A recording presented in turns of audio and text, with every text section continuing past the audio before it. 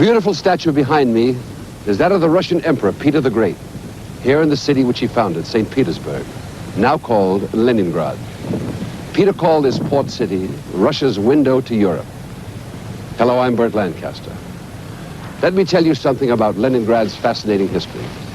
In 1917, Leningrad was the site of the October Revolution, which signaled the end of the Tsarist regime and the beginning of the Soviet state. When Lenin died, the city was renamed in his memory. In the history of the unknown war, Leningrad stands out as a symbol of the courage and persistence of the Russian people. For days, weeks, months, years, Leningrad resisted capture by Hitler's forces. In the aching cold of winter, with nothing to eat, no way to keep warm, hundreds of thousands of Leningraders perished from starvation or simply froze to death. Still, they fought on. During the terrifying siege, which the Russians call the 900 days, Nazi troops encircled the city and cut off all communications. But Leningrad would not surrender. And now, that story, the siege of Leningrad.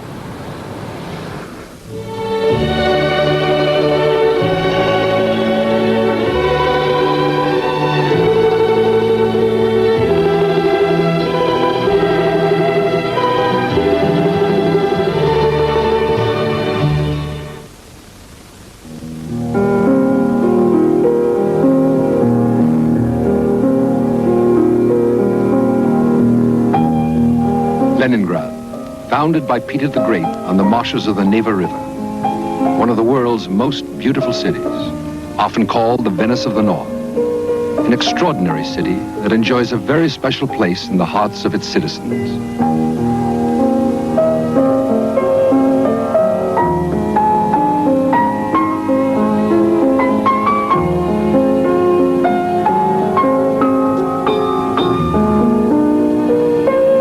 These Leningraders are the heirs of a unique past. They are ordinary people, ordinary men, women, children. Like people everywhere, they fall in love, marry, raise families.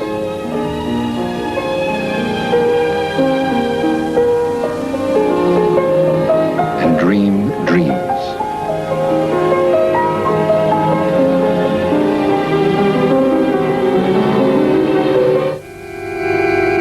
In 1941, there were over 2.5 million people in Leningrad.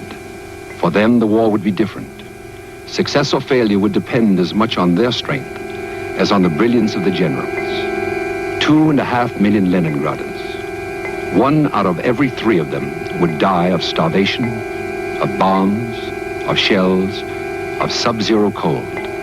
They would die by the hundreds of thousands, men, women, children. Within days of the Nazi attack on Russia, on June 22nd, 1941, Lithuania and Latvia had been overrun, and the Germans were moving deliberately on Leningrad with over 1 million troops, 600 tanks, and 1,000 planes. Their allies, the Finns, were also poised for the attack north of the city.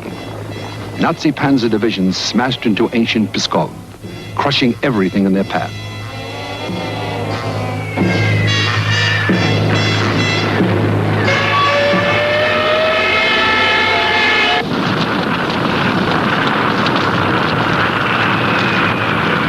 The road to Leningrad was in flames.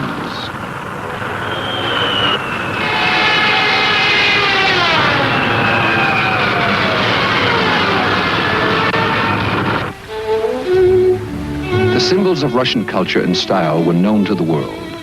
In this cradle of Russian scholarship and art, the poet Pushkin wrote. The composer Mussorgsky wrote his music in Leningrad. Pavlov experimented with dogs and conditioned reflexes. The ballerina Pavlova danced in classical ballet for Russian Grand Dukes. It was in Leningrad that Lenin and the Bolsheviks changed the world's political structure in 1917.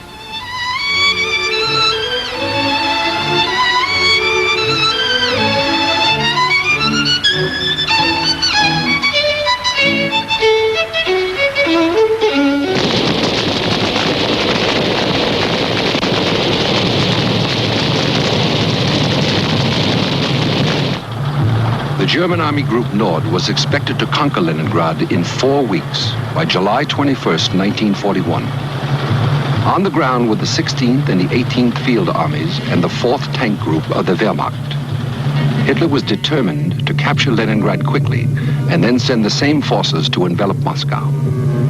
The Nazi performance in the initial stage of the attack gave Hitler every reason for confidence. He had taken the enemy once again, completely by surprise.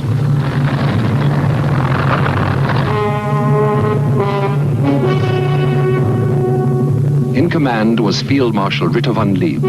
Hitler predicted, at the first blow, the Russian army will experience a defeat greater than the one suffered by the French army.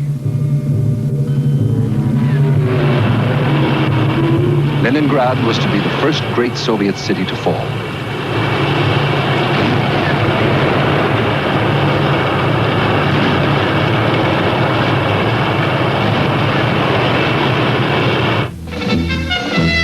In all her long history, Leningrad had never been invaded.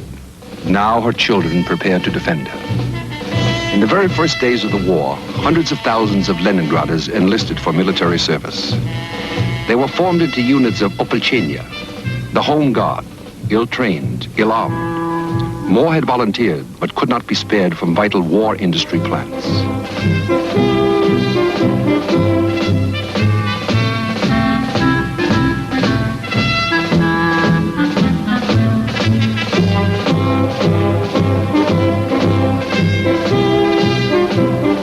They marched off confidently, almost all of them to their deaths.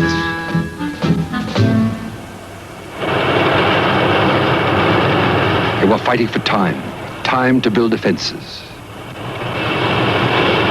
Into the birch forests, into the battle.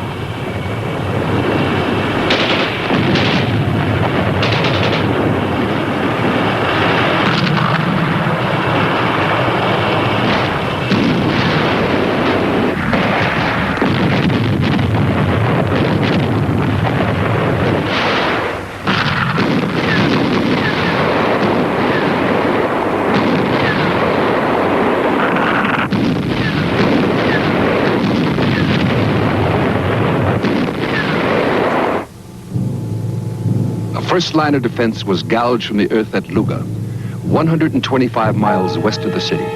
It would stop the Germans for a few weeks. There was a second line at Gachina, some 20 miles outside the city.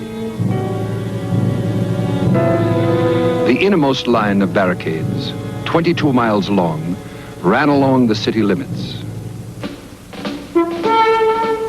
The defense lines were built by men and women, many of whom were unused to physical labor. Many of them middle-aged, not a few of them in their late 60s and 70s. The white kerchiefs of the women made them easy targets. Low-flying Nazi planes took a heavy toll of the unarmed men and women as they labored in the fields.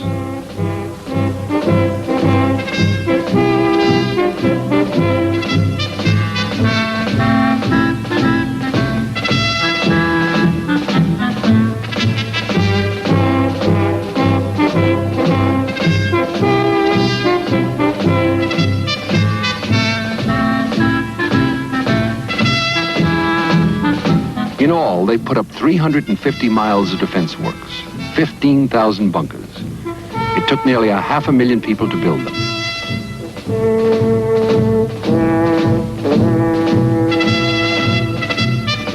Leningraders would be able to walk to the front line, just a block or two from the last streetcar stop. Now the city was on a war footing.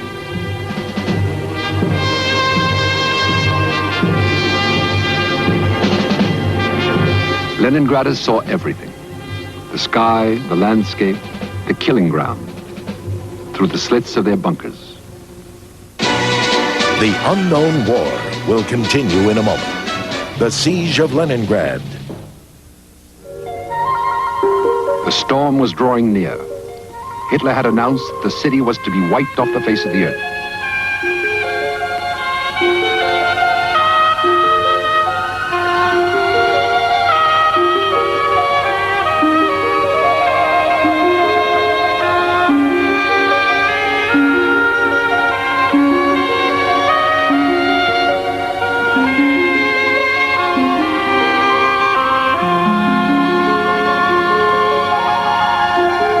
pulsed with the rustle of wings, many wings.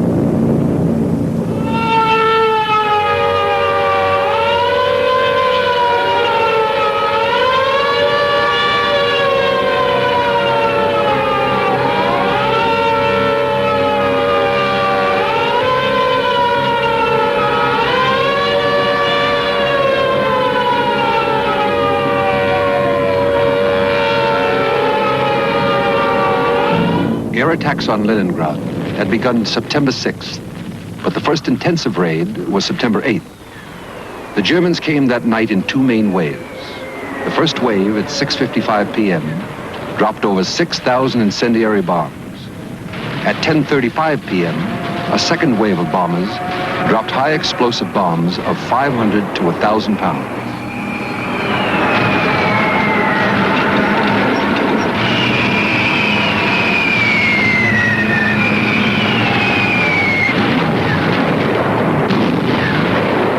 That day's air raid destroyed the Badaev warehouses, the city's main stockpile of food.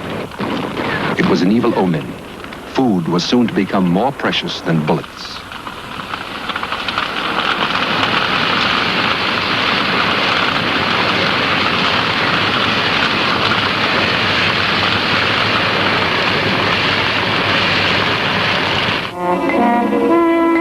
With the bombs, the Nazis dropped leaflets. Today we shall do the bombing. Tomorrow you shall do the burying.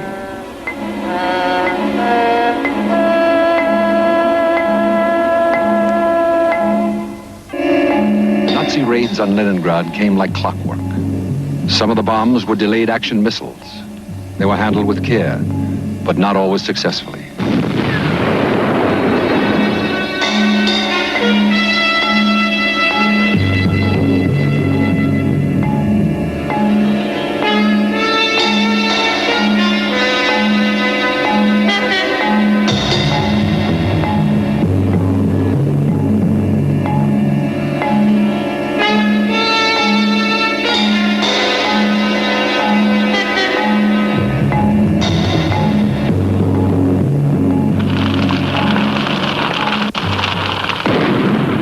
Hitler declared, the war against Russia is a war of ideologies.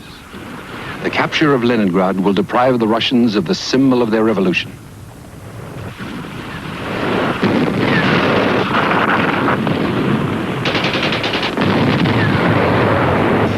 Marshal Voroshilov, commander of the Leningrad armies, proclaimed from the beleaguered city that Leningrad would become Hitler's grave.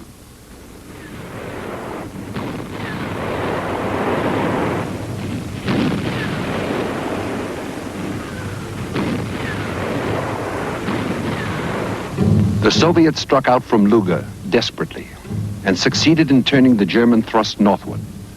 But the circle of steel was quickly closing around Leningrad. Von Halder, chief of the German General Staff, made some ominous notes in his diary.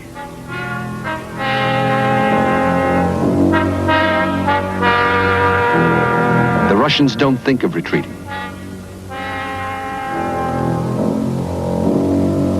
The news from the front says again that the Russians fight to the last man everywhere. Their men fight desperately and fanatically. But in spite of these observations, von Halder concluded that the Russian campaign was won. Leningrad held on. However, in September, the situation became more difficult.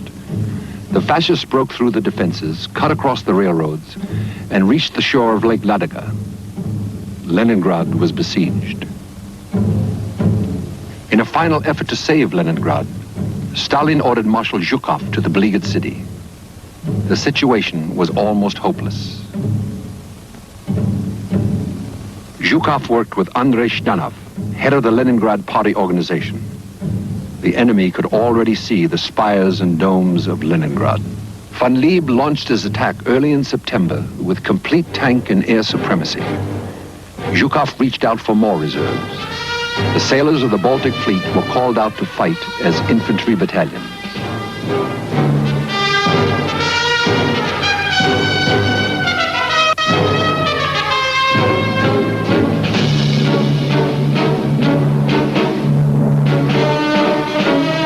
they marched to the front with a mother's blessing.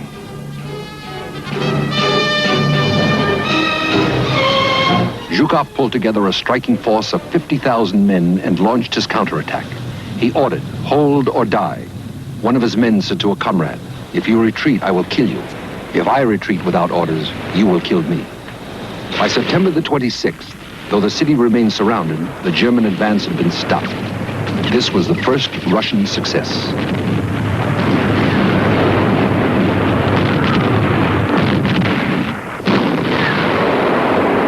In Leningrad, they were confident of final victory, but they had yet to learn its full cost.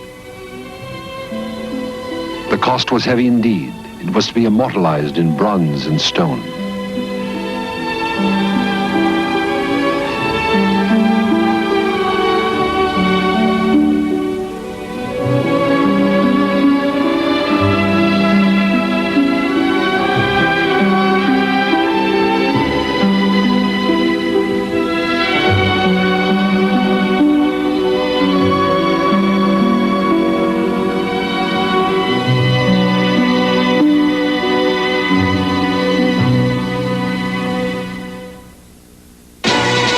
The Unknown War will be back after this. Siege of Leningrad.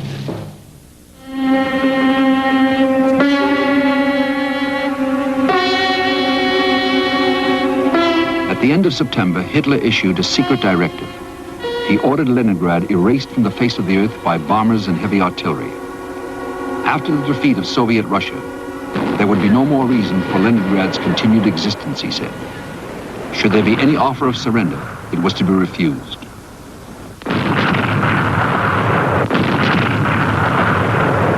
In the meantime, Hitler ordered von Lieb's panzers to disengage from Leningrad and move south for the attack on Moscow. The siege guns stayed.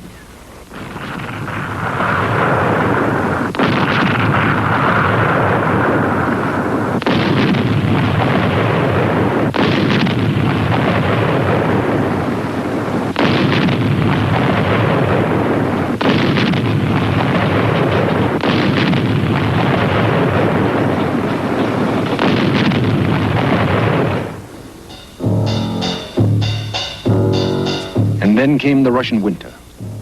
At first it seemed like a new adventure for the Germans, a vacation in the snow.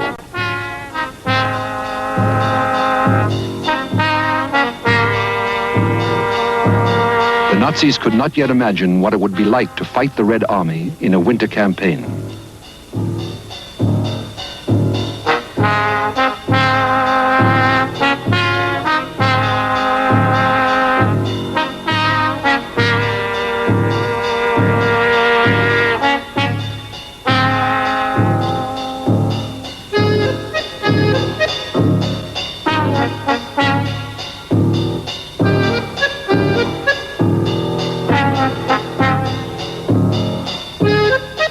Continued to pound the city.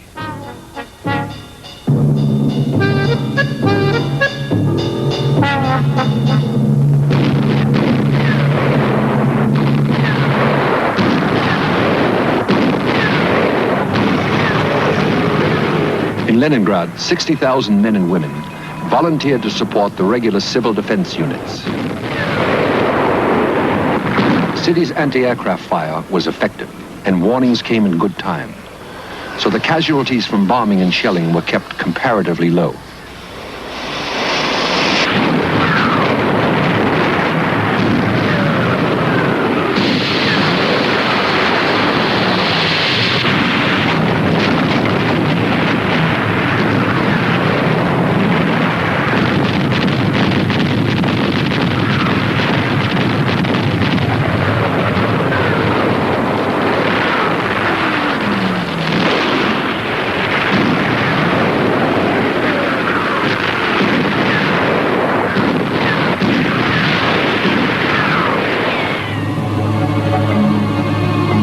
The winter had come early in 1941, and it would be severe.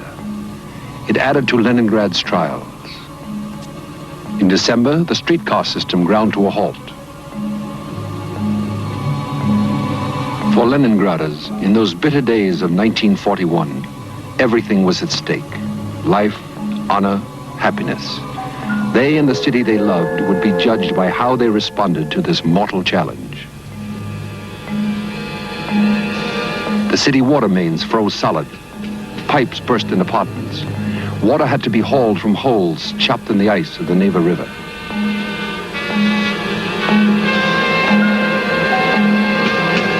All traffic stopped.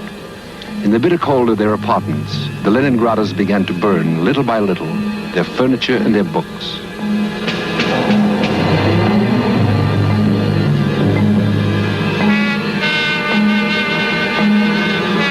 Firewood was almost as valuable as life itself.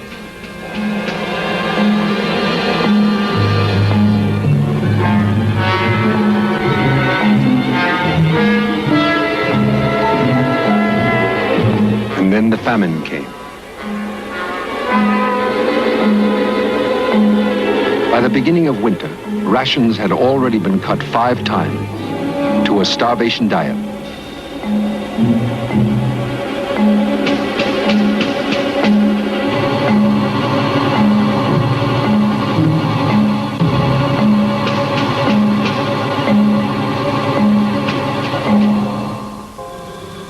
Blockaded, Leningrad had hardly enough food to sustain life. Bread was made from wood cellulose and the dust from flour mills, mixed with cottonseed cake, as bitter as quinine. The ration was 2 slices a day, 4.5 ounces.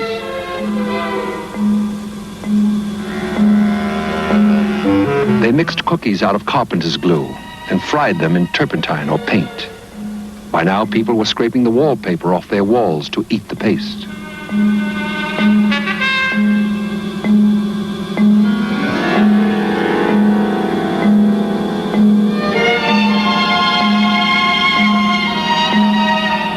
The soldiers volunteered to cut down their own rations to help the civilians. But this was impossible. Soldiers needed strength to fight. To lose a ration card meant almost certain death.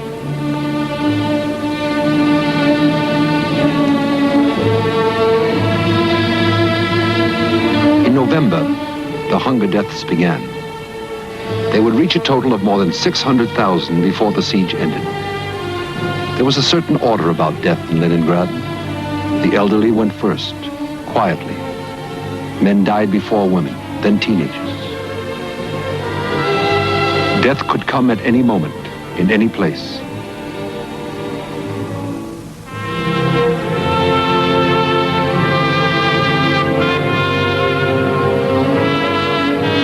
Even to infants, gone before they had a chance to live.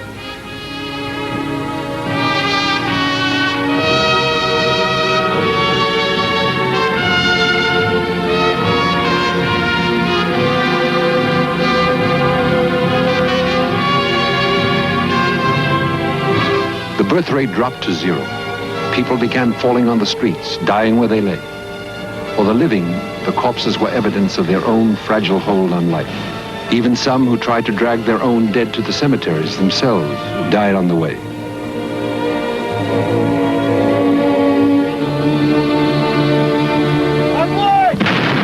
Those who survived fought on.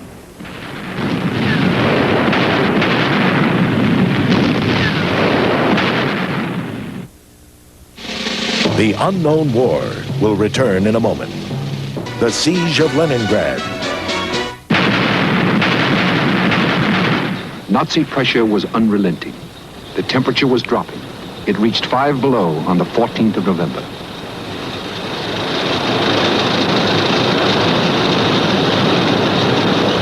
As the winter wore on, it seemed that even the meager bread ration might vanish. It didn't matter to this woman, who remembers what it was like. I came in and said, Papa, I won't eat my bread ration. If I stay alive, I want to show posterity what kind of bread we had to eat in the siege. My father said, you'll die. I said that if I eat it, I still may die. And perhaps even if I don't eat it, I may still stay alive. Oh, it was so terrible. That's why I wanted to keep that bread, so the children could see it and know how we lived. It's hard to imagine now what we had to endure during the blockade to survive. что нам пришлось блокаду пережить.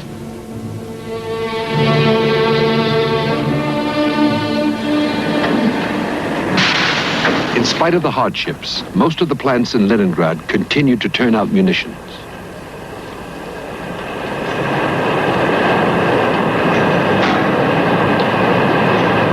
A plant manager remembers.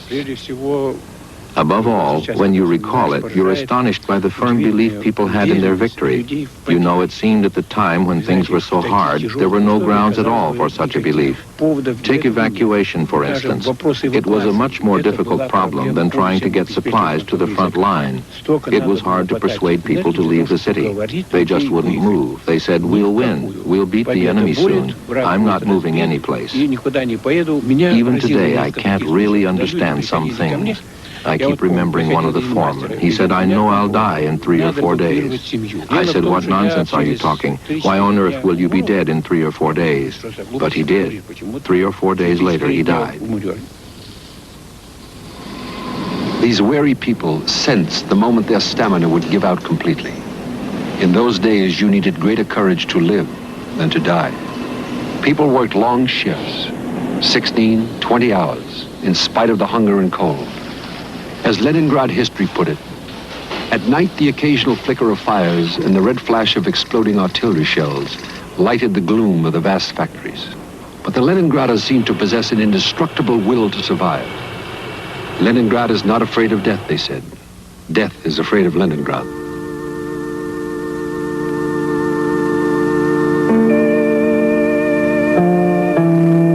It was more than stubbornness, more than determination. It was a quiet, indestructible dedication that lasted until death. Death that took almost all of these.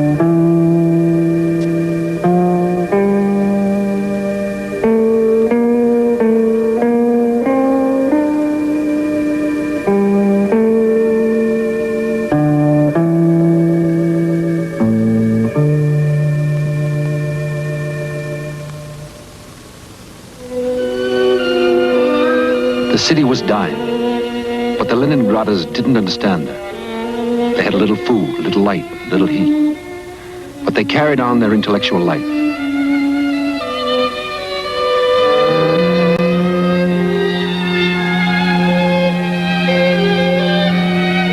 The distinguished architect, Alexander Nikolsky, wrote in his diary, "Better die than surrender. I am confident that the siege will be lifted."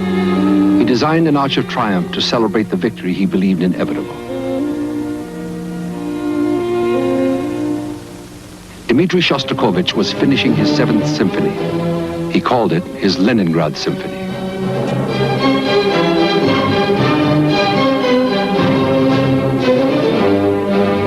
It was to be performed in Leningrad in the Philharmonic's damaged concert hall, while German shells still burst outside. The musicians came from the front line for the occasion.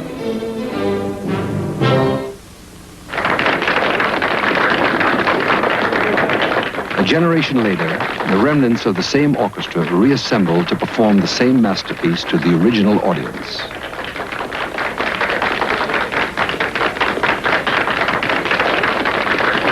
Only the survivors of the war were there.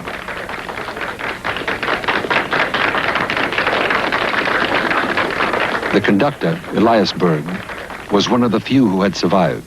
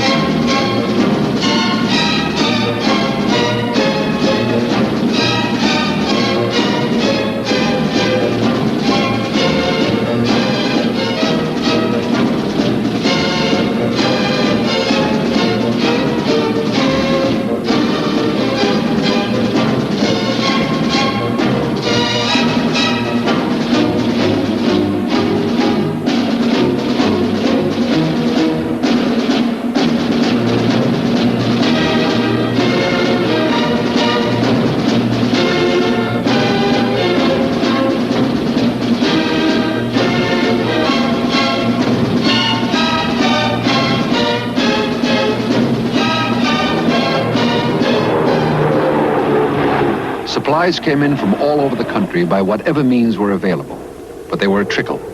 There were too many mouths to feed. Partisans in villages outside the surrounded city, deep inside the German lines, brought in what food they could, risking their lives. They were near starvation themselves.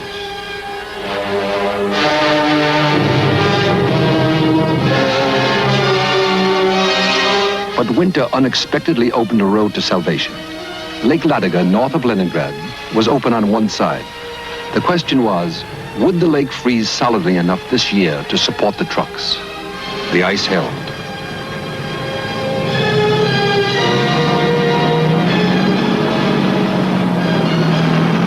The convoys brought food in and took people out. The Leningraders began to call it the Road of Life. But it took 3 days of convoys to supply Leningrad for a single day.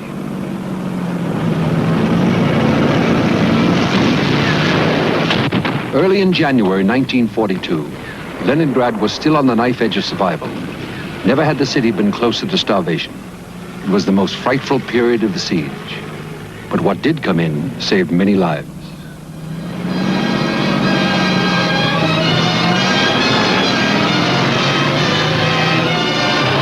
The convoys continued for as long as they could, as long as the ice beneath would hold during the thaw, even though some trucks vanished through shell holes they could not see.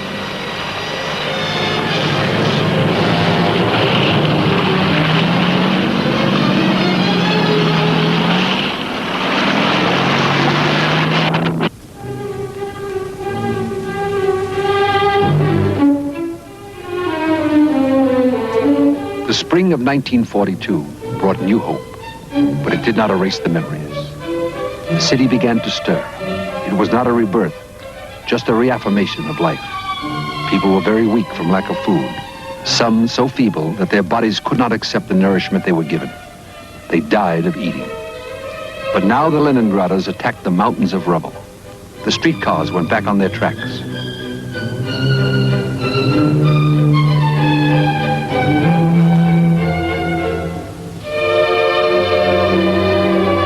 In one way, the city had been fortunate. In spite of the effects of starvation, there were no epidemics, as everyone had feared. It was as if the people would not allow themselves to be sick.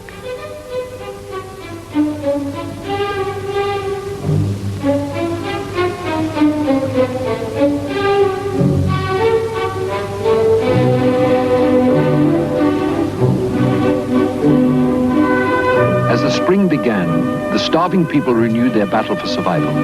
Freighters reappeared on Lake Ladoga. A pipeline was laid on the bed of the lake to bring in oil.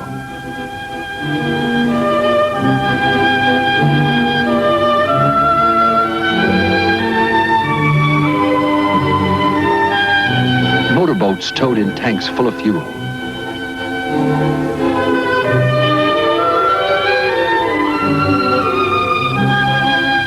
More fuel came in along ramps now underwater.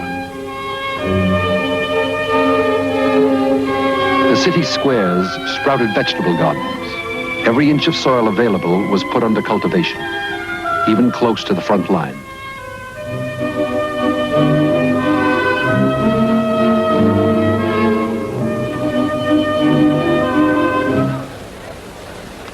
Goebbels had predicted, Leningrad is doomed to die of famine.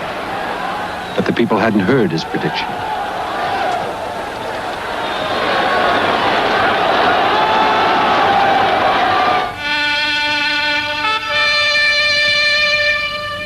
Now another honor could be added to the record of Leningrad's achievements. Not a flag or a banner, but a recognition of their survival to be treasured no less than the mementos of former military victories.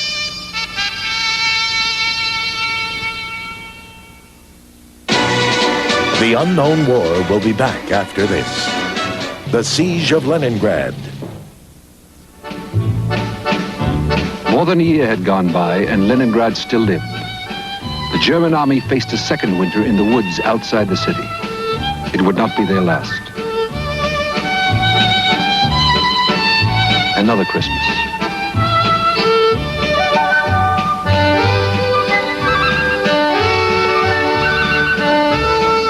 Another winter making gifts for their children far away.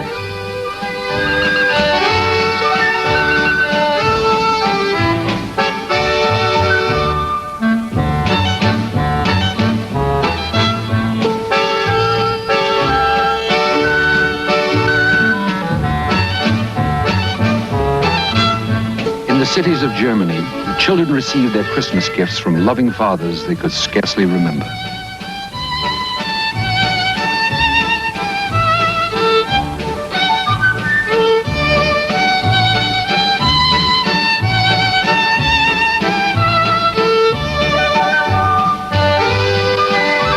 The same fathers who were shelling Leningrad's children.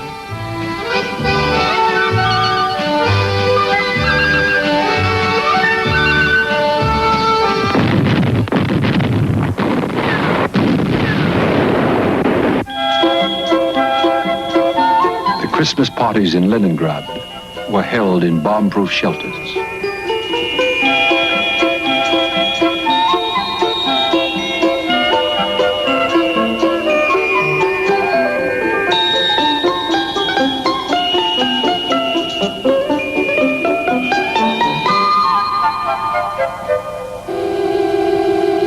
Every child got a present, a sad little lump of coarse black bread.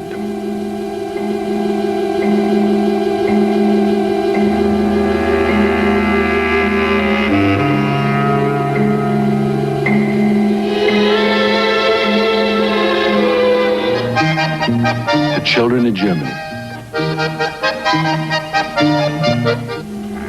and in Russia, heirs to the outcome of this titanic struggle.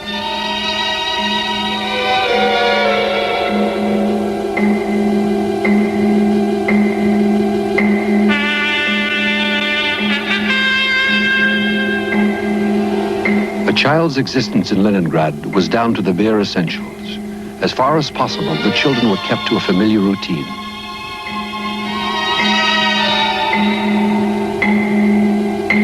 A time for play. A time for school, but school in a shelter.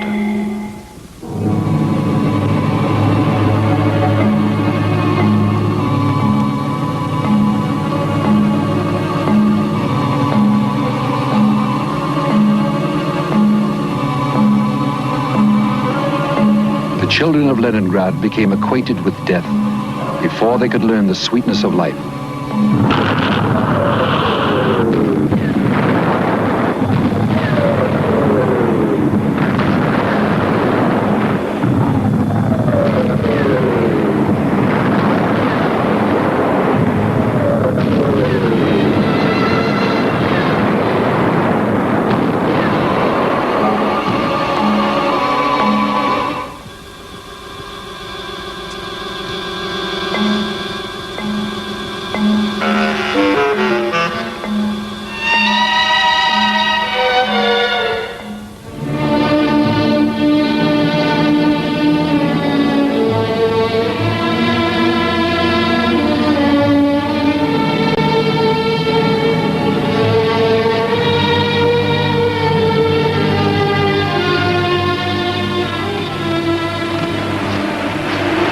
In Leningrad, they, the children, discovered early what it was to bury a mother or a father.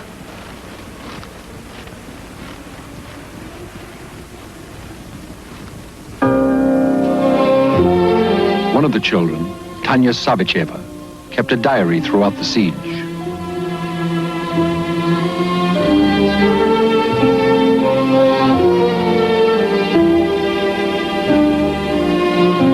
Zhenya died December 28, 12:30 in the morning, 1941.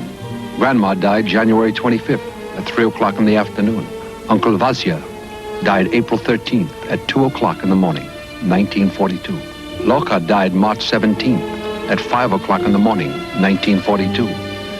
Uncle Losha, May 10th at 4 o'clock in the afternoon, 1942. Mama, May 13th at 7:30 in the morning, 1942. The Savichevs died. All died. Only Tanya is left. And then, too, Tanya died.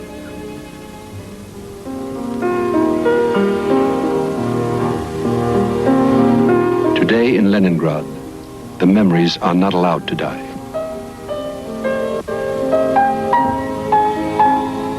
This is Piskarov Cemetery. It's quiet now in this great expanse of Leningrad soil, in spite of the visitors. A fitting quiet. For 600,000 people are buried here, some say more. The total number of dead from the siege of Leningrad may have been as high as 1 million, and most were claimed by famine. Today in Leningrad, it's difficult to find anyone, any family, who did not lose a loved one during the 900 days. This tragedy will never be forgotten by those who survived.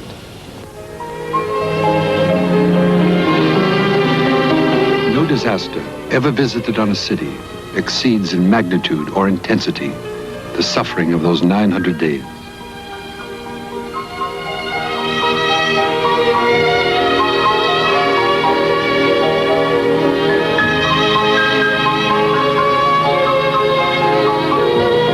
Mama, I returned the bread that you gave me.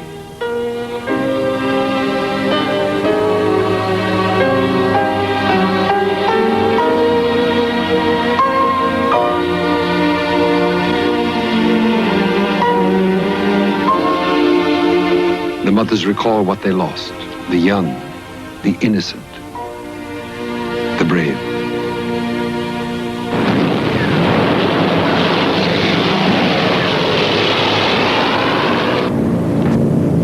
As 1943 began, the Nazis reaped the whirlwind. Hitler had conquered other cities in days, other countries in weeks. Leningrad had defied him, invincible. Now she would reply.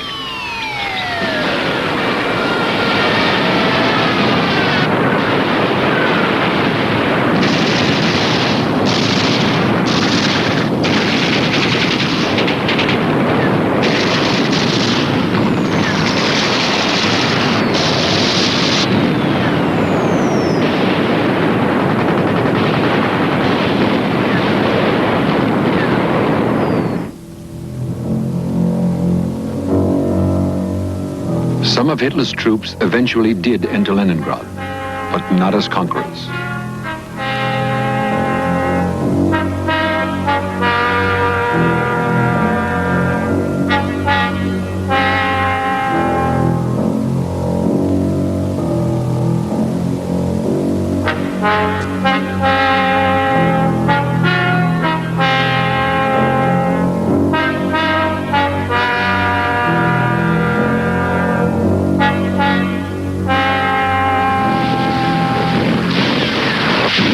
The first major Soviet offensive launched nearly 200,000 men on two fronts on the Germans in their defensive positions of concrete and steel, some 3 stories deep in the ground.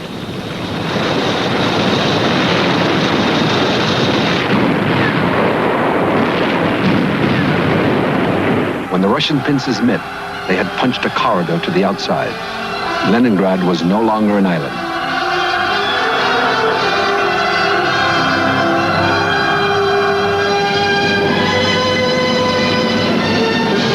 Leningrad had survived an ordeal that had started 6 months before Pearl Harbor and extended until 6 months before the Normandy invasion.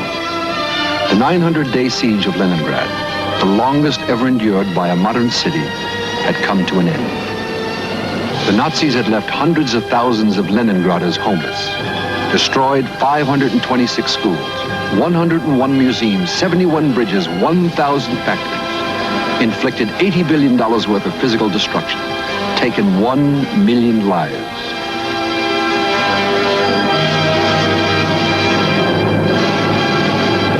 The poet Olga Berkovs wrote, "From the place of death and ashes will rise the garden as before.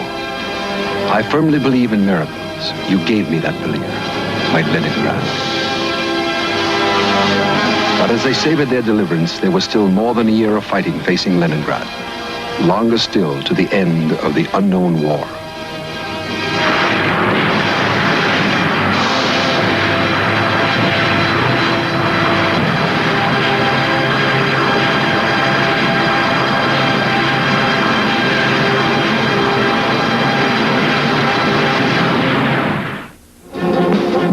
Our next story, to the east. An heroic movement of people, entire factories, treasures, equipment of all kinds beyond the Urals and into Siberia. There, everything was reassembled to build anew for the fight against Germany. It was one of the least known struggles in the unknown war.